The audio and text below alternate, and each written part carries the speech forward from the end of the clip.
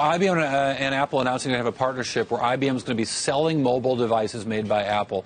And while the iPhone is getting a lot of attention in the announcement, I think the iPad is maybe a lot more important here. What we've seen is the way the iPad has really come to dominate the tablet computing market to the point to which, when we talked about Intel earlier, them not being very present in a lot of tablets. That's because the dominant tablet in business is the iPad. Now you have IBM, which has an enormous consulting business. Those are the armies of people that march into companies and tell them what products to buy, how to get those products working on their systems internally. This is a huge deal for Apple. I mean, this is just, Apple is the dominant computing company in the world. They sell more devices. They've conquered Microsoft in ways in devices forms that were not expected. And now we see them signing this deal with IBM. Now, IBM has been a longtime partner to Apple from a component world, going all the way back to the PowerPC chips that IBM once manufactured with Motorola for Apple computers.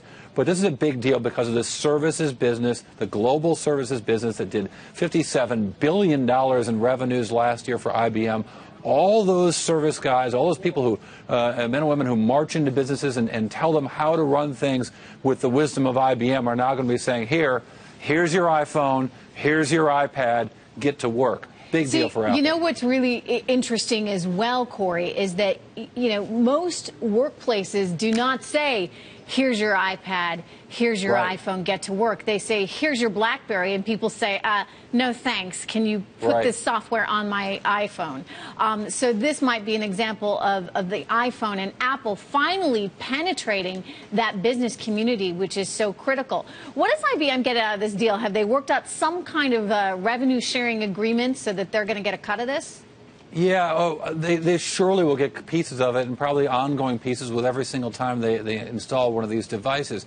But I think, to your point, there's an expression that's come out of Silicon Valley in the last couple of years about the difference between the adoption of the iPhone and the iPad. And with the iPad, the expression BYOD, bring your own device, really came to the fore, because what happened was people would have workarounds. They'd carry two phones when they would have their iPhone, and they'd have their corporate phone, they'd have their BlackBerry or whatever.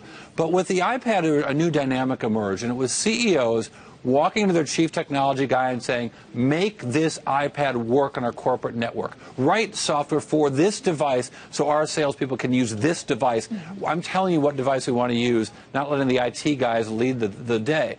And while that's become a dominant theme in technology, a lot of technology is still purchased from companies like Ingram Micro, from listening to services people like IBM services team on taking their advice on what to do and how to implement it and outsourcing those kinds of decisions. So this is the kind of thing that can really move the needle for Apple in terms of corporate sales. It's a big deal and promises big things going forward. No, I think it could really be incredible for them.